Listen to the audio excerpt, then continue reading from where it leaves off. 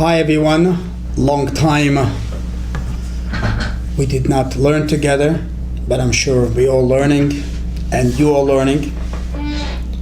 Well, let's do something again together, especially it's days after Hanukkah.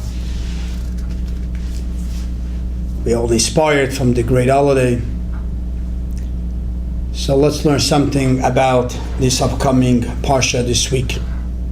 Especially as I said, Hanukkah is a holiday, and I guess we'll connect it to the Parsha of this week. Hanukkah is a holiday that we call it a holiday of action. Action means to work, to do something, to bring the light outside. And as we know, learned about it, there is the famous argument between Bet Shammai and Bet Hillel in Hanukkah, if you start with 8 or you start at 1. Bet Shammai says start with 8 and then go down every day. Bet Hillel says you start with 1 and you go up to 8. And the difference in these two opinions, Bet Shammai says at the first day of Hanukkah we already see the miracle of 8. Bet Hillel says miracle is nice, but we got to do the action. The first day we light 1, the second day we light 2, and finally it comes the last day of Hanukkah, we have 8 days. In other words, the important part is the action, what you do, what you accomplish. The first day we don't have the old 8 days of Hanukkah, we still have only 1 day of Hanukkah. In Bet Shammai's perspective, at the first day we have the potential for the whole Hanukkah, let's celebrate it. Bet Hillel says potential is not a celebration, action is a celebration. Every day when we have a Hanukkah, we celebrate that day. So first day we have 1 day, we light 1 candle. And the 8th day of Hanukkah, that today is the 8th day of Hanukkah, by the way, we light 8 candles, because 8 candles celebrate, we finally did it. We accomplished 8 days of Hanukkah. And this is why the halacha, the law is like Bet Hillel, because Bet Hillel, their idea is, you know when you know you accomplished something? When you did it, when the action is done. Meditation, potential, great levels is beautiful. Action, this is what counts. And in action, to the last day of Hanukkah, this is when you really accomplish 8 days. And this is a beautiful thought to think about. People always love getting to high levels, reach heights, fly, as we call it now in language. Bet Hillel tells you it's the action, what you accomplish. As the words we always use, Amase Wayikar, the action, that's what the main idea is. Why is it so important, the action? Even though today we don't see so much our accomplishment. When somebody meditates, he reaches a greater level. But when Mashiach will come, we'll see the beauty of action. That every little of action that we do, we accomplished. When Mashiach will come, we'll see the power of it, the great accomplishment. And this connects us to this week's Parsha. That's what I wanted to talk about. Very brief, very short. The power of action. In this week's Parsha, we're learning the story about Yosef meeting the brothers. Yosef meeting his father, and the whole family becoming joined together. Great moment, very uplifting Parsha. Now the family, after 22 years, are joining together, especially Yosef and his father, especially Yosef and his brother Binyamin.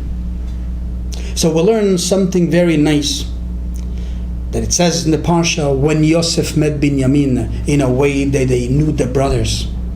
And there were the only 2 brothers from one mother, from Rachel, as we know the story. Rachel had 2 boys, Yosef and Binyamin. Binyamin was a kid when Yosef left. For 22 years, they did not see his brother. 22 years later, finally he saw his brother again. It was a moving moment for both of them. When the Parsha teaches us that they both fell on each other and they were crying. Simply the story is, it's very understood, when you have 2 brothers from the same mother for years and years and years, they didn't meet. And the brothers were yearning to see each other. And finally when they met, was a great joy, a great simcha. As we said, a moving moment, very emotional. But Rashi comes and tells you this was a much deeper idea when they were hugging and kissing or crying on each other. So Rashi says that Yosef was crying on the neck, that's what he says, on Savarava, the neck of Yosef. And Yosef was crying at the Bet HaMikdash that's going to be destroyed. Yosef was crying, I said it wrong. Yosef was crying at the neck of Binyamin, his brother. And Rashi says, why was he crying on his neck? Because he was crying and the Bet HaMikdash is going to be destroyed by Yosef, by Binyamin. As we know, a part of the Bet HaMikdash was built on the domain of Binyamin. And it says that Binyamin was crying at the neck of Yosef because Binyamin was crying on the Mishkan Shiloh, the temple Shiloh that was built on the domain of Yosef. In other words, Yosef was crying on the Bet HaMikdash of Binyamin that's going to be destroyed. And Binyamin was crying on the neck of Yosef for the temple that's going to be destroyed, that is on Yosef's domain. Now the big question is, the Rebbe spoke about it once, why is Yosef crying for the destruction of Binyamin's Bet HaMikdash? Why is Binyamin crying on the destruction of Yosef's Bet HaMikdash? Why doesn't Yosef cry in his own destruction? Why doesn't Binyamin cry in his own destruction? The Rebbe gives a beautiful message. And the message is, on your own temple it's being destroyed. Don't cry. Do action. You're seeing a problem that's in you, there's nothing but to cry. Do something to change. Do something to make it better. Do something to make a dent. Somebody else's problem you can't help. Or at least you try to help, but you can't accomplish because you're not him. You can feel bad. You can cry. And this is a very, very beautiful message from this 6th parasha with the two great brothers, Yosef and Binyamin, meeting. They're crying for each other, but they don't cry for themselves. Because for my own problem, I don't cry. I have to do. I have to accomplish. Let's learn from this message, all related to us. We all go through our turbulence. We all have to accomplish. We all have many, many things that we have to change in our lives, to become better people, to change ourselves and change the world. There's nothing but to cry. There's nothing but to complain. The story tells us, do it. You can do it. Change yourself. Work on yourself. For somebody else, you can't help. Cry for him. But don't do it for yourself. For yourself, Maaseh Wayikar. We have to work. We have to accomplish. And Bezrat Hashem will do our job, each one, instead of crying or feeling bad, it's not working out. We will change. We will accomplish. We will do our best. Hashem will definitely help us, that we all will succeed in our mission.